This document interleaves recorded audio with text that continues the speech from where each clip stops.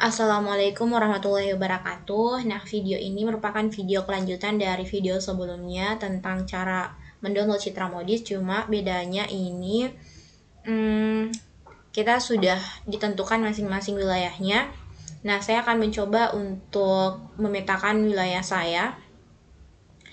Di sini sudah ada file yang harus teman-teman download, yaitu pembagian tugas dalam bentuk JPEG dan juga sonasi penangkapan ikan dalam bentuk RAR.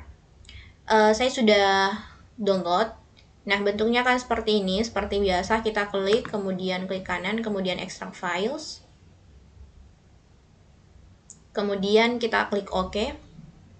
Nah, setelah kita ekstrak, akan tampil seperti ini. Kita mau lihat dulu wilayah WPI-nya. WPP-nya, salah.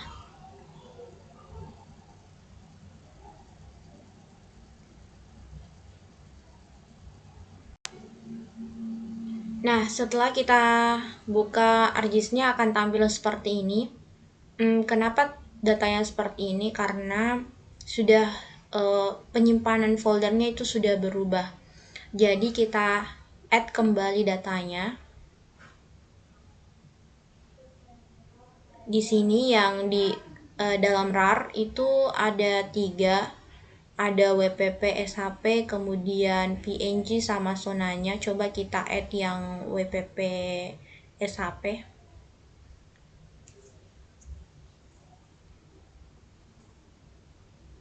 Nah, ini merupakan, coba kita lihat di atribut tabelnya. Oh, iya. Ini merupakan SHP per pulau, per provinsi. Tapi kayaknya per pulau deh. Kemudian kita coba add yang WPP zona.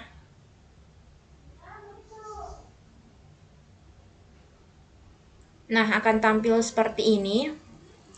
Jadi, coba kita lihat di open attribute table-nya. Di dalam atribut tabelnya itu sudah ada zona berdasarkan tugas teman-teman. Jika kita buka yang JPEG, di sini ada pembagian tugas. Jadi teman-teman download citranya berdasarkan tugas teman-teman.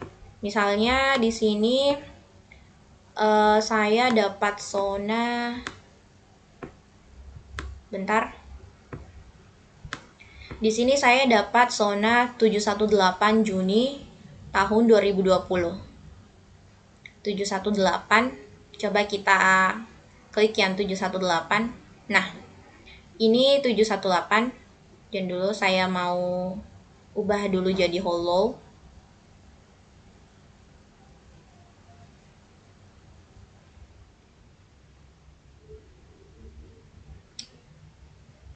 Coba ini kita klik kanan, kemudian properties. Kita tunggu, kemudian kita pergi ke kategoris. Di sini kita ganti jadi zona, kemudian add all values, kemudian OK. Nah, jadi ini kelihatan perbedaannya.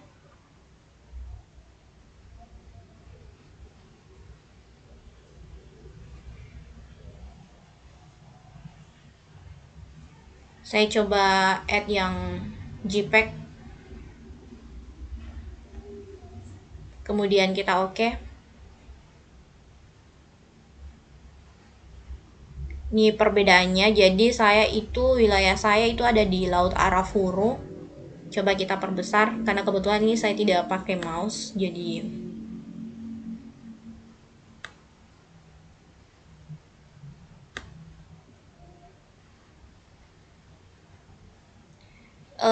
bentar.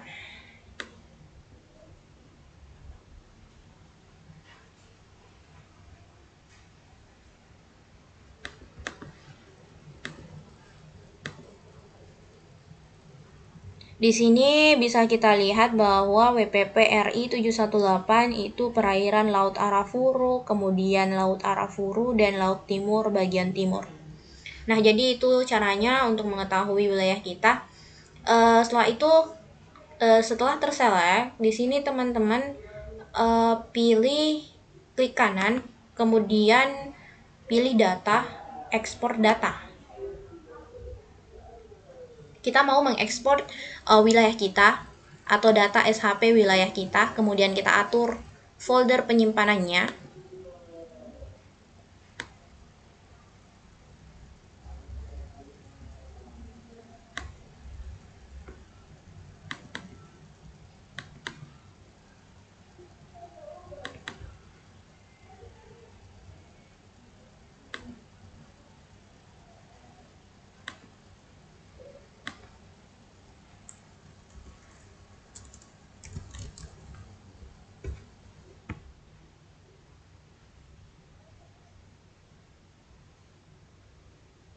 Bentar, ada ya.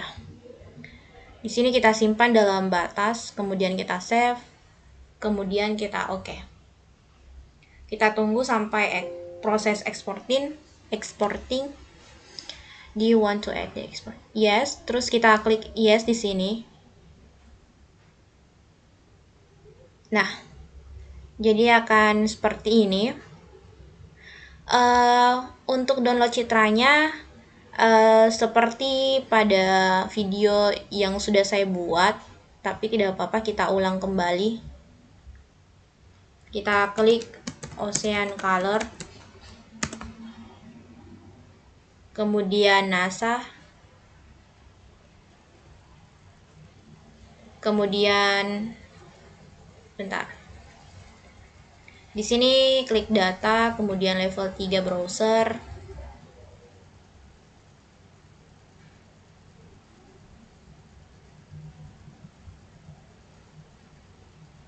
Saya mau download ulang karena kemarin yang saya download itu bulan Agustus. Sedangkan tugas yang saya dapat itu bulan Juni. Nah, jadi untuk sensornya itu kita pakai Modis Terra. Kemudian yang pertama kita mau download itu chlorophyll concentration. Periodnya monthly. Resolusi 4 km. Tahunnya kita sesuaikan dengan tugas yang kita peroleh. Saya mau lihat kembali tugas saya.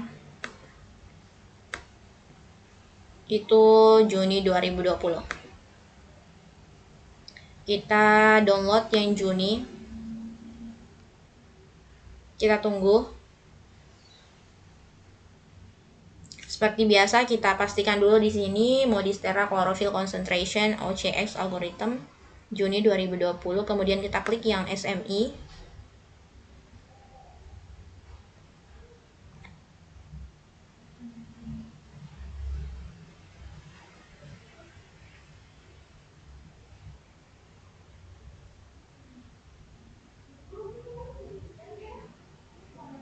Nah, seperti biasa, kita akan diarahkan pada menu login. Saya mau login dulu.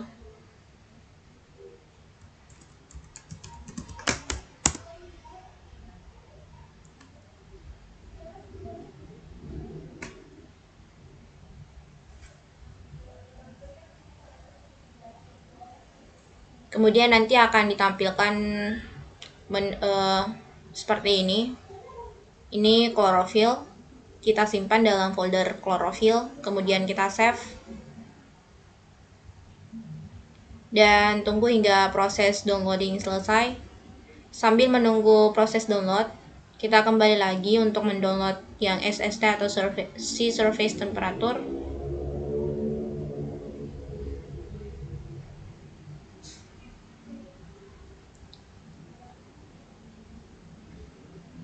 Atau kita buat lagi tab baru.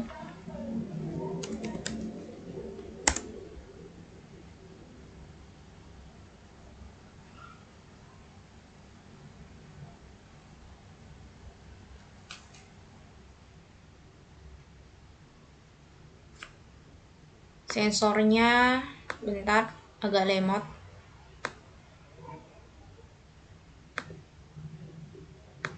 Nah, sensornya itu Aqua Modis Terra, kemudian produknya kita pilih yang SST11. Periodenya 1 per bulan, kemudian tahunnya 2020.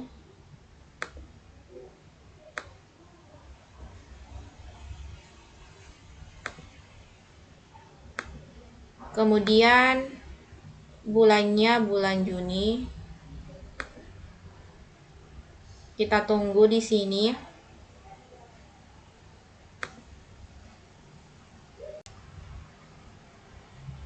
Nah, setelah itu kita klik yang SMI. Kita tunggu. Mungkin agak lambat karena terkendala jaringan.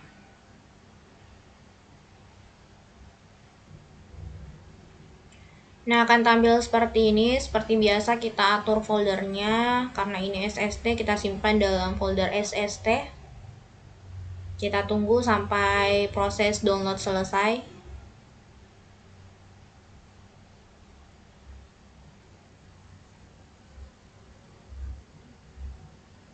Nah, setelah proses download selesai, selanjutnya kita tutup dulu ini. Bentar. Kita masuk di SIDAS. Kita klik 2 kali. Di sini kita klik yes.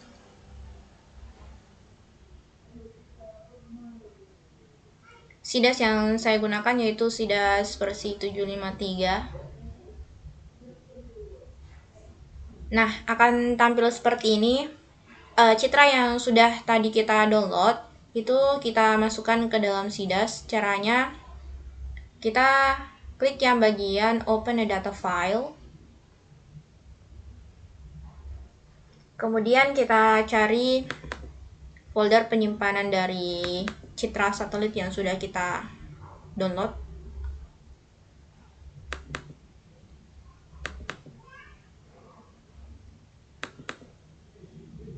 Yang pertama saya mau masukkan dulu yang CHL. Kita tunggu. Nah, untuk proses yang tahap ini biasanya ada beberapa laptop yang terkendala, khususnya yang memiliki RAM di bawah 4 atau RAM 2 GB. Itu biasanya akan mengalami proses yang agak lambat. Setelah itu kita klik yang bagian raster, kemudian klik 2 kali yang CHL OCX.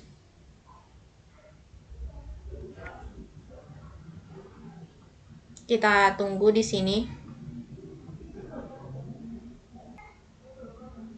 Nah, akan tampil seperti ini. Selanjutnya kita pergi ke raster, kemudian reproject.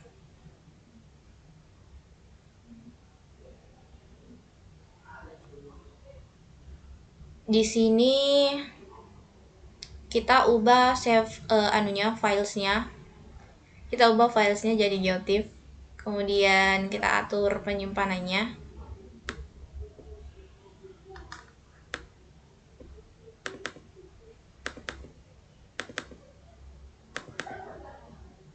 Karena ini datanya CHL, jadi kita simpan di CHL.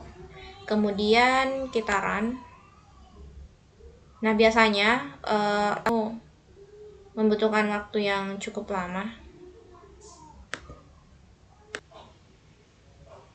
Nah, selanjutnya kita klik OK di sini. Kemudian kita close. Selanjutnya kita mau add data yang SST.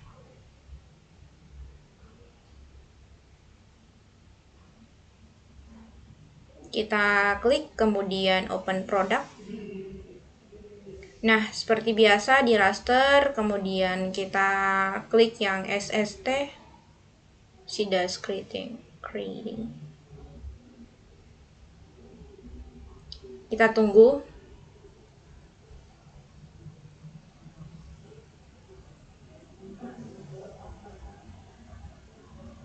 Nah, setelah prosesnya selesai, kita klik yang raster, kemudian reproject, kemudian di sini pastikan bahwa save file as-nya itu geotiff. Kemudian kita atur penyimpanannya, kita simpan dalam folder SST. Kemudian kita select, kemudian kita run.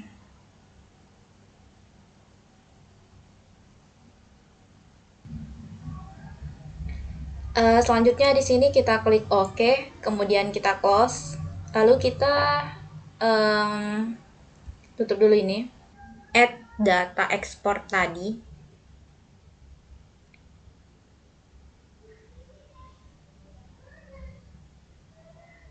Kita pergi ke folder penyimpanannya.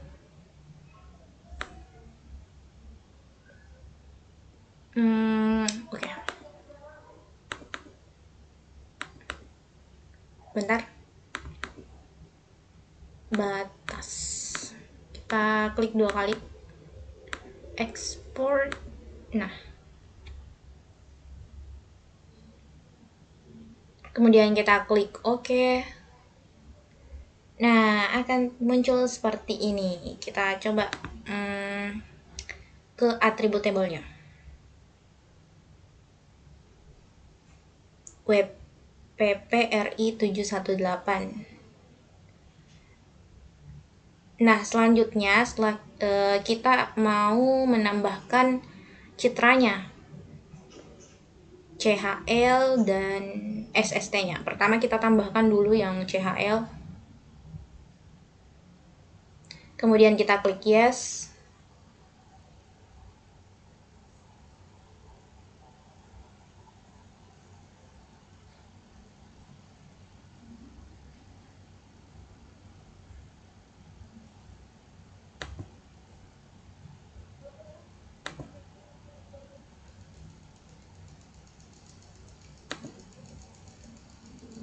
Tapi tadi kayaknya, bentar saya lihat dulu. Kayaknya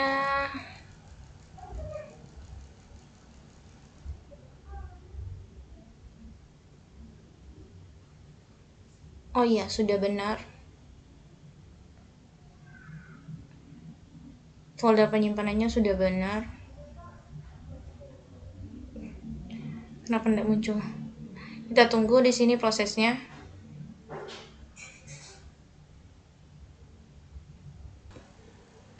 Nah, selanjutnya kita mau add yang citra SST.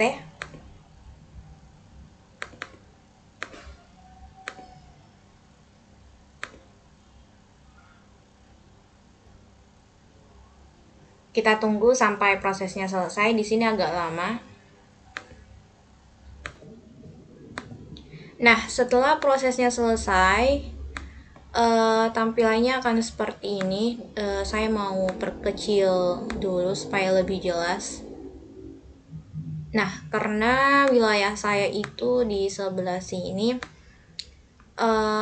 ini saya mau ubah dulu jadi hollow supaya lebih kelihatan, lebih jelas. Wilayah saya ini di sini. Selanjutnya saya mau melakukan clip raster. Kita pergi ke Art Toolbox. Kita tunggu.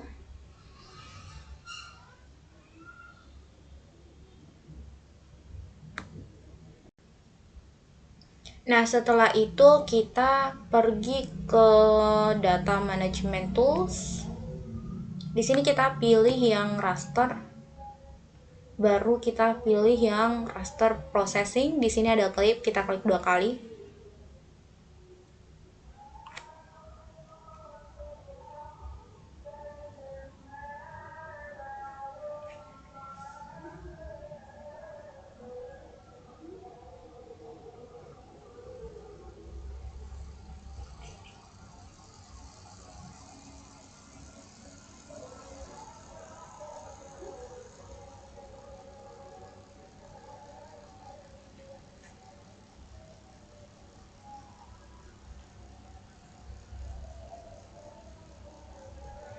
Di sini untuk input rasternya kita pilih yang CHL dulu.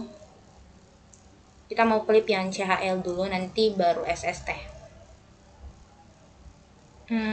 Kita tunggu. Kemudian untuk output extendnya kita pilih export output. Ingat itu tadi yang export output itu batasnya. Di sini kita klik yang centang yang use input features for clipping geometry. Untuk outputnya kita simpan di folder CHL.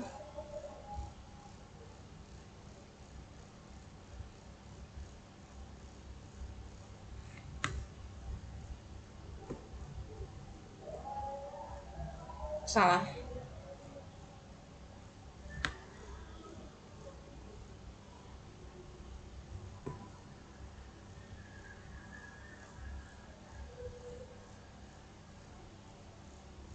Kemudian kita beri nama clip CHL. Kemudian kita klik OK.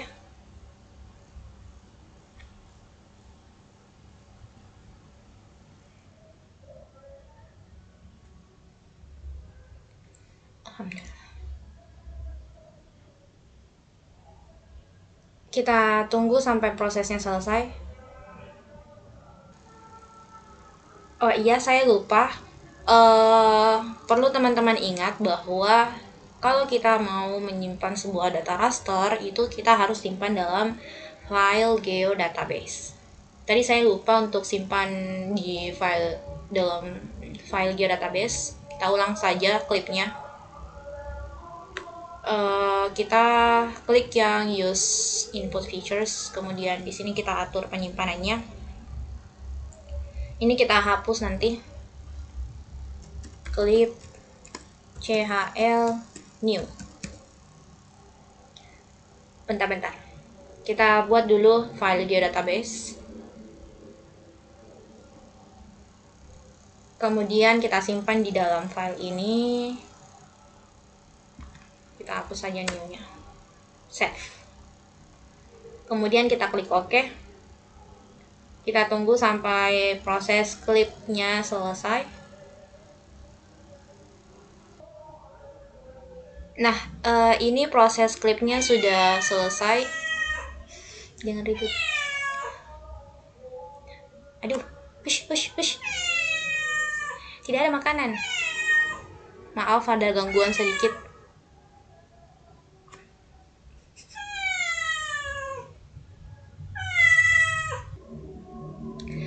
Selanjutnya di sini kita mau klip yang SST. Untuk input rasternya kita pilih yang SST reproject, kemudian outputnya itu kita klik yang export output, kemudian kita centang yang use input features-nya. Di sini outputnya kita simpan di SST. Seperti biasa kita simpan dalam new file geodatabase. Kita beri nama clip SST. Kemudian kita save, kemudian kita OK. Kita tunggu sampai proses clip selesai.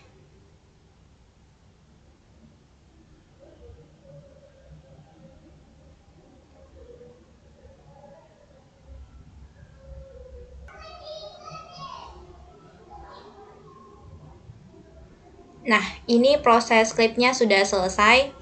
Selanjutnya kita remove saja dulu data yang sudah tidak kita gunakan. Yang tadi yang reproject, kita sisakan yang clip. Nah, selanjutnya kita mau melakukan reclass. Caranya, kita pergi ke 3D Analysis Tools, kemudian pergi ke reclass, raster reclass, kemudian reclassify. Sambil menunggu kita mau lihat dulu di sini klasifikasinya.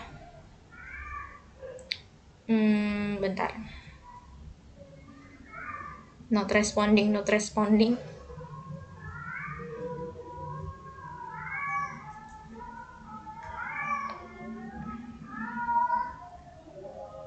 Nah, kita perbesar dulu. Di sini klorofil 0,8 sampai 2. Wow, agak tinggi nih.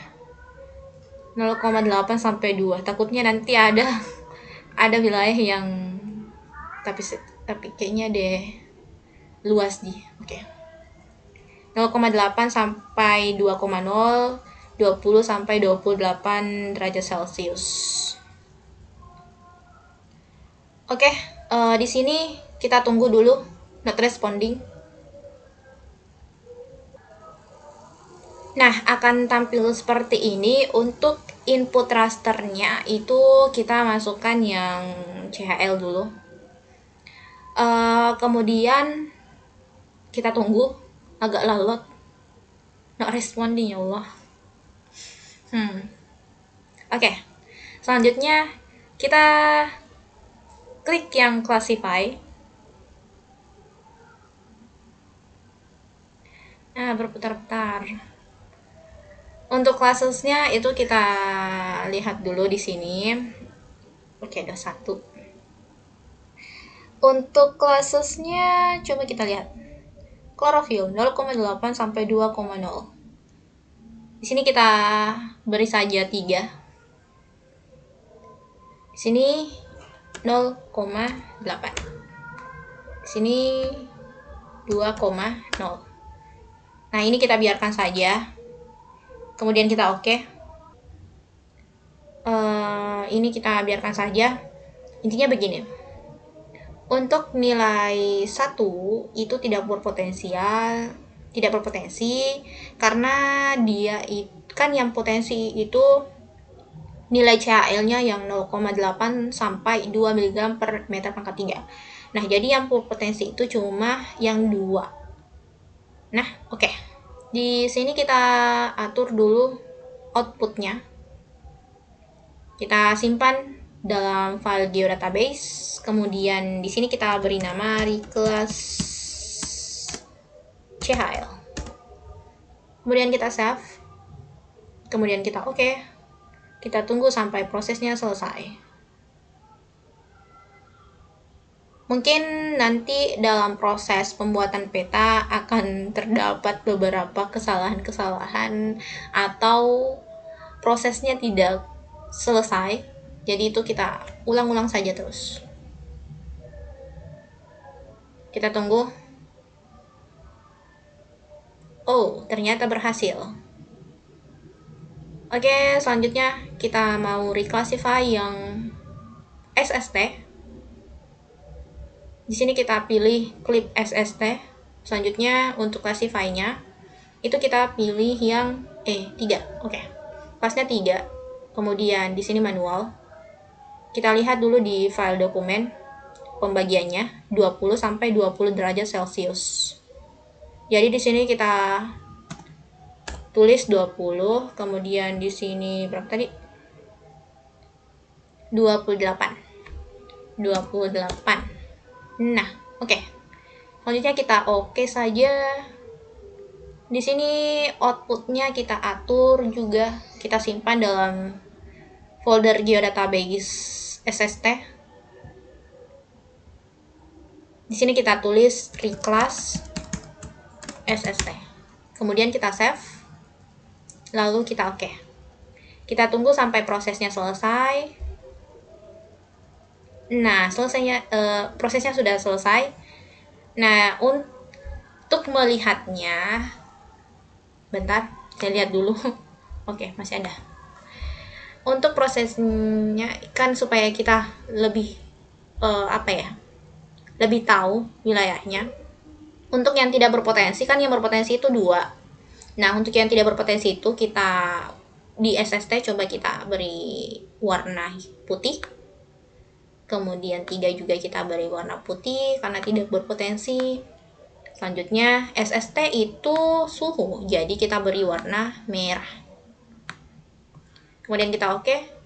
Nah, untuk yang reclass CHL-nya sama, yang tidak berpotensi kita beri warna putih, 3 juga kita beri warna putih. Selanjutnya untuk CHL itu kan klorofil. Klorofil itu identik dengan warna hijau. Oke. Nah, akan tampil seperti ini. Kita lanjut sudah setelah sholat maghrib. Nah, kita lanjut. Selanjutnya kita akan melakukan raster kalkulator. Kita tutup saja dulu Art Toolbox di sini, kemudian kita pergi ke Windows, kemudian search. Di sini kita ketik. Bentar, belum muncul. Nah, sudah muncul.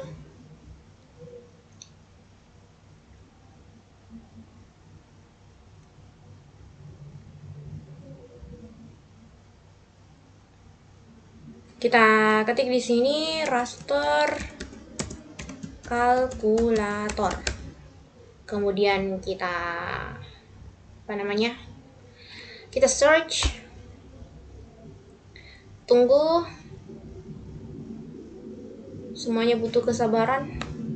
Nah, kita pilih yang raster kalkulator spatial analyze. Kita klik satu kali.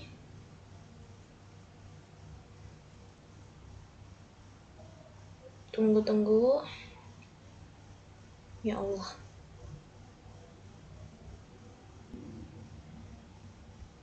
Nah, akan tampil seperti ini. Jadi, kita klik 2 kali yang in.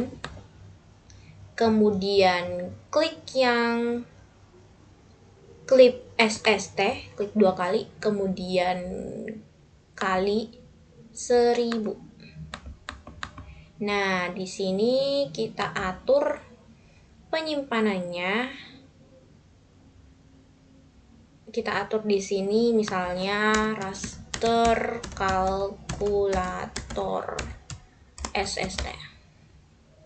Kemudian kita save, kemudian kita oke. Kita tunggu sampai proses selesai.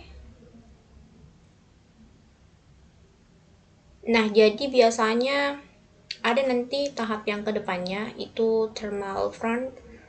Biasanya itu ada 2. Nanti saya jelaskan. Kalau misalnya mulus-mulus saja berarti keberuntungan. Nah, akan muncul seperti ini. Kemudian kita mau melakukan thermal front. Bentar.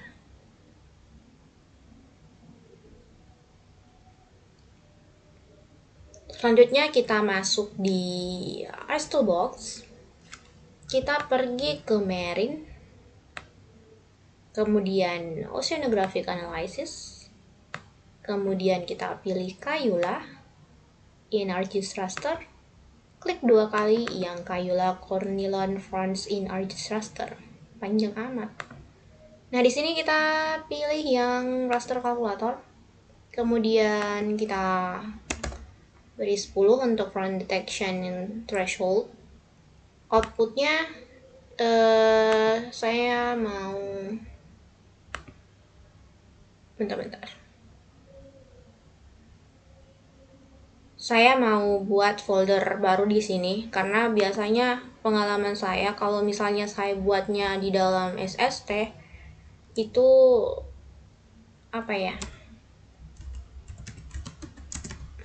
biasanya mengalami kegagalan.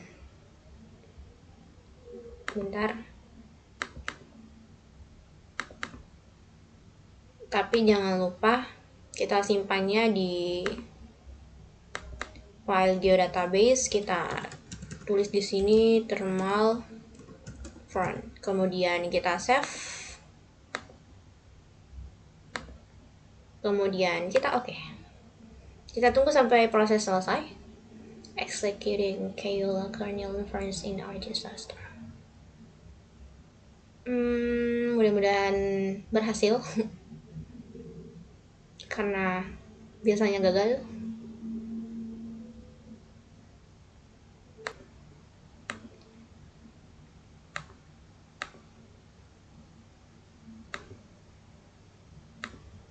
Aduh, nyak. Nah, di sini berhasil. Senangnya. Kemudian kita close. Nah, ini thermal frontnya, jadi nanti yang ADK-nya tuh di sini nah keluar Milobat Makassar. Nah, yang ada nanti ikannya dan yang berpotensi, wilayah yang berpotensi memiliki ikan itu di sini. Kita kan nanti ada tiga yang dilihat, yaitu dari thermal frontnya, kemudian reclass SST-nya, kemudian reclass CHL-nya. Di sini 0 kita beri saja warna putih atau no color. Nah, kita beri saja no color. Kemudian kan thermal front ini kita beri coba warna ungu, purple. Oke, mantap. Nah, kan di sini thermal frontnya toh, thermal frontnya di sini. Terus ketika kita lihat di reclass SST-nya juga suhunya di sini. Nah, kita lihat yang terakhir. Wow, ternyata tidak tidak ada ikan di sini. Tidak ada ikan di sini. Jadi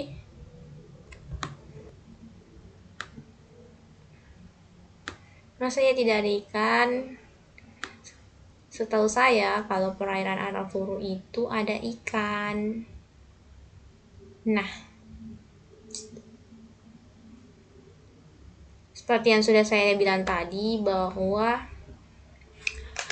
interval klorofilnya itu terlalu tinggi, terlalu besar. Karena data yang saya peroleh itu klorofilnya 0,3 sampai berapa ya? Coba saya cek di sini.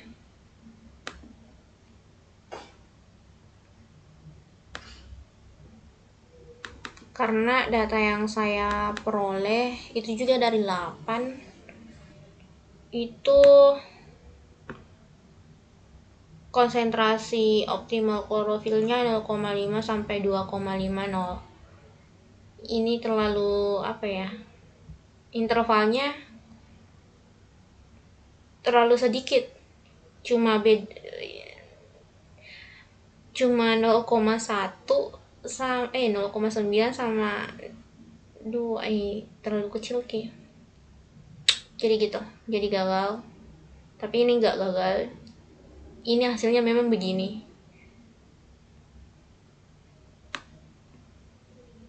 Oke. Cara mengatasinya yaitu kita melakukan reclassify ulang.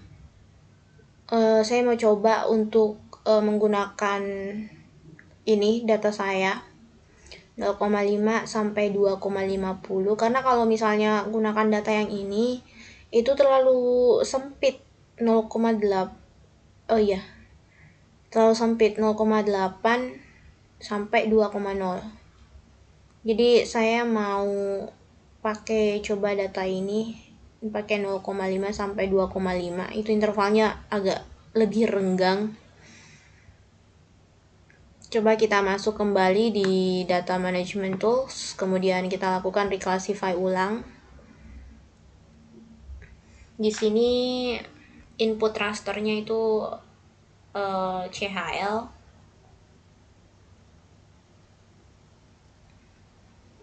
Yang mau saya ubah itu untuk suhunya mungkin tetap, cuma CHL-nya yang mau saya ubah. Kemudian kita classify.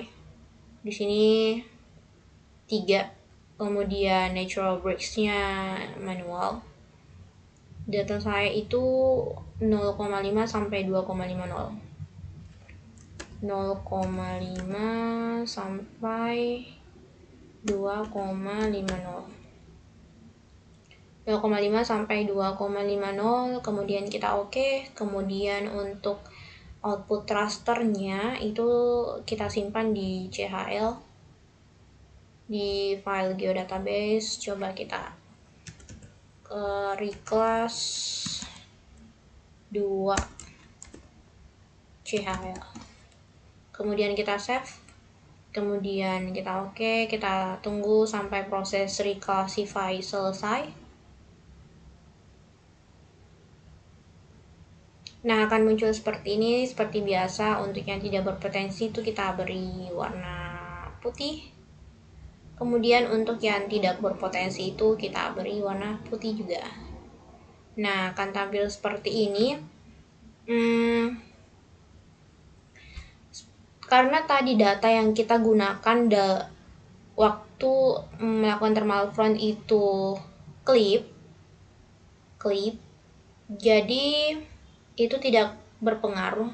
Coba kita lihat dulu deh. Kita tidak perlu melakukan reclassify untuk suhu kembali. Saat kita melakukan thermal front itu tidak ada pengaruhnya dengan CHL, karena yang kita input itu tadi klip SST. Thermal itu kayak suhu begitu. Nah, jadi ini salah satu cara kalau misalnya di daerah teman-teman itu tidak ada wilayah yang berpotensi, karena sebenarnya untuk data yang seperti ini tuh saya temukan banyak sekali data-data yang berbeda, baik itu di jurnal ataupun di sumber yang lain. Jadi saya coba gunakan data saya. Kemudian, kenapa saya ulang reclass CHL-nya? Karena kita lihat waktu di reclass CHL yang pertama itu tidak masuk di wilayah saya. Berarti di sini tidak berpotensi kan dong. Nah, tapi kan untuk datanya sendiri tuh banyak. Saya juga dapat dari 8. Jadi saya gunakan ini. Jadi tadi saya ulang kembali. Salah satu solusinya kalau misalnya di daerah teman-teman itu tidak ada thermal front-nya, karena kan thermal front juga jadi salah satu tolak ukur di mana nanti kita simpan ikannya. Jadi saya gunakan di kelas saya yang kedua. Nah, kan ini kena. Kan awalnya tidak. Yang warna hijau-hijaunya cuma di sini. Ketika saya gunakan data yang kedua saya,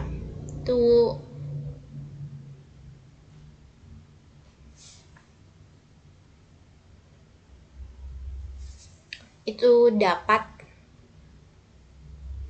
Ketika saya gunakan yang data yang kedua saya itu dapat di sini. Nah, dapat kan?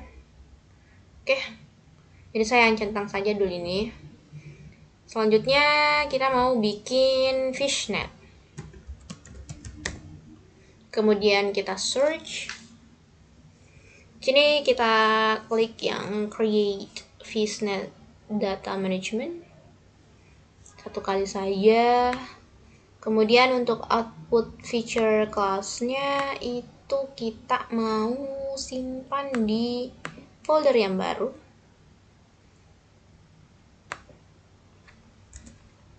Fishnet. Kita klik 2 kali, kemudian kita new file geodatabase. Kemudian di sini kita klik 2 kali, kemudian kita beri nama fishnet. Kemudian kita save. And after that, in here template extend-nya kita mana?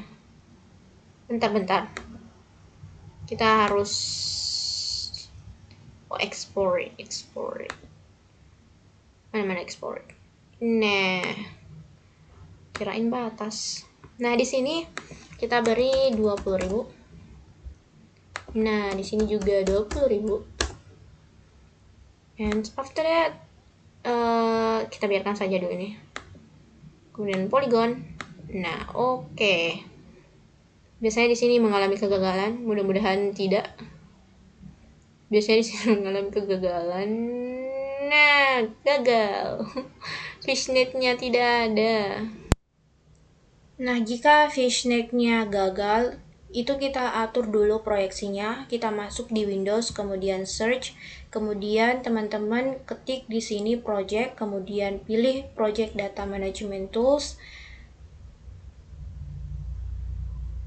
Kemudian di sini kita pilih yang export output. Kemudian di sini teman-teman atur di sini apa ya? Koordinat sistemnya. Kalau misalnya wilayah pengamatan teman-teman itu berada pada zona UTM, itu teman-teman pilih di mana daerah tersebut lebih dominan zona UTM-nya. Zona UTM saya 53S, kemudian saya oke kan. Ini saya default saja. Kemudian kita oke. Kita tunggu sampai prosesnya selesai. Nanti akan muncul di sini. Nah, ini prosesnya telah selesai. Kemudian untuk ini kita ubah dulu jadi hollow. Nah, selanjutnya langsung saja kita buat fishnet.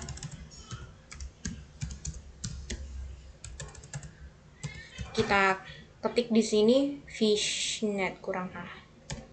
Oke, kemudian kita search.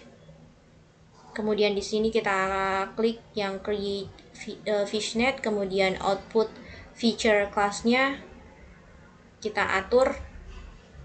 Misalnya saya mau simpan di fishnet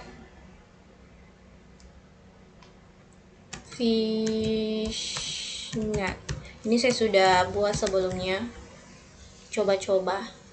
Kemudian template extend-nya kita pilih yang sudah kita lakukan project, jadi export output project. Kemudian untuk cell size width-nya itu kita ketik 20.000, begitupun dengan cell size height-nya kita pilih 20.000. Kemudian di sini kita centang yang create label. Kemudian untuk geometry type-nya itu kita pilih yang polygon. Kemudian oke. Kita tunggu sampai prosesnya selesai. Nah, ini proses fishnet-nya sudah selesai. Kemudian ini kita ubah dulu jadi hollow. Nah, akan kelihatan seperti ini. Ini untuk reclass-nya saya mau turunkan. Bentar, saya mau turunkan. Kemudian reclass SST-nya juga mau saya naikkan supaya lebih. Nah,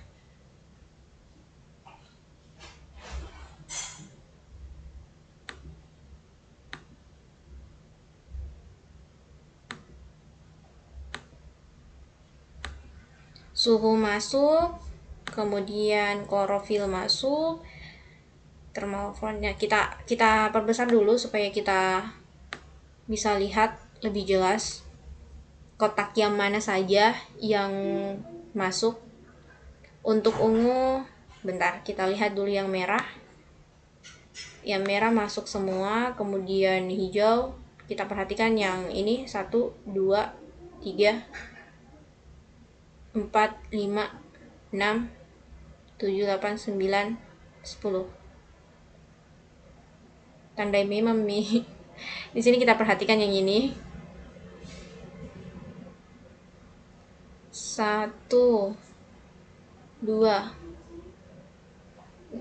Nah, kita perhatikan dulu. Atau langsung deh. Di sini kita pilih ini. Apa namanya ini? Select features. Kemudian kita klik di sini. Kita tekan shift atau tekan control. Tekan shift. Nah, kita pilih yang kan tadi merah masuk semua. Nah, tinggal ini masuk di zona hijau sama yang ungu.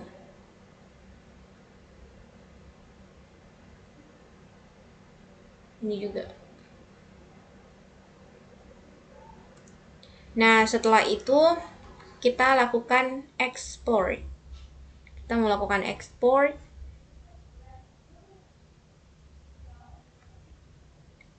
Di sini di fishnet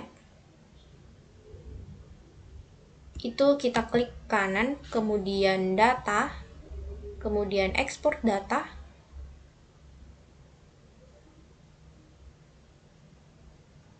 Wait.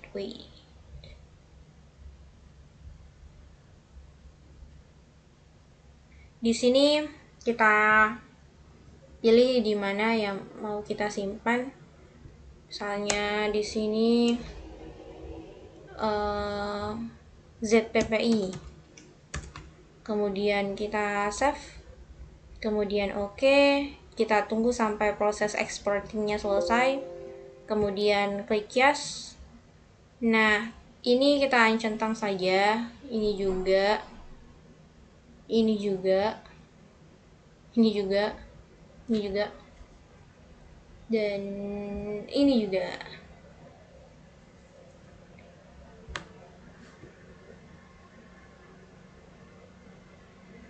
Kita mau tampilkan yang batas. Kita perkecil dulu. Nah, jadi wilayah yang berpotensi ikan itu cuma ada di sini. Nah, setelah itu kita mau ubah ini jadi poin. Caranya kita masuk di Art Toolbox. Kita tunggu.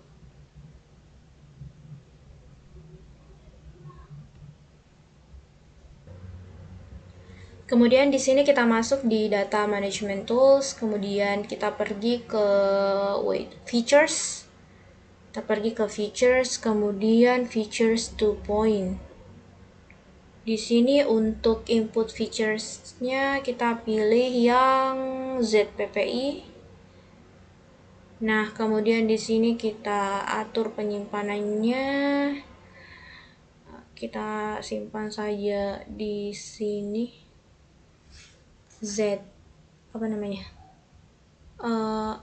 ZPPI. Kita save, kemudian oke.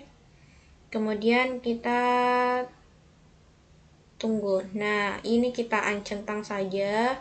Kemudian ini kita mau ubah edit symbol. Di sini kita pilih character marker symbol, kemudian di sini kita pilih yang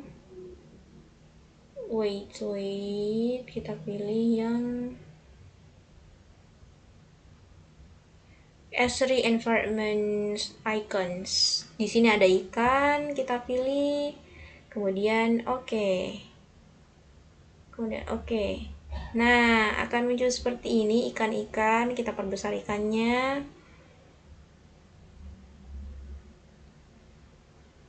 Nah, ikannya sudah besar. Kita perkecil dulu supaya lebih kelihatan. Wow, mau diperkecil ikannya tuh. Ikannya terlalu besar. Kita kecilkan. Lagi. Oke, masih mau lagi. Atau petanya yang diperbesar.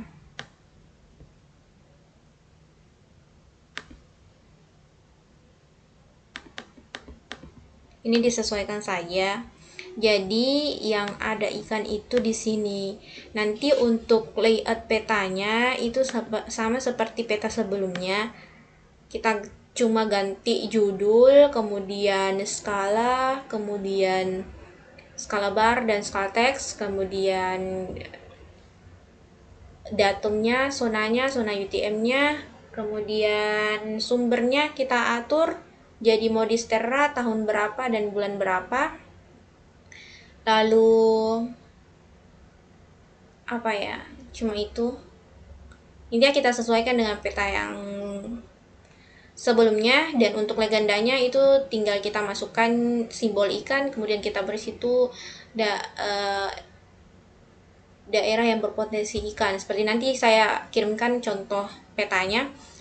Intinya proses pembuatan petanya seperti ini. Jadi ini sudah selesai, tinggal kita layout seperti peta pada umumnya begitu.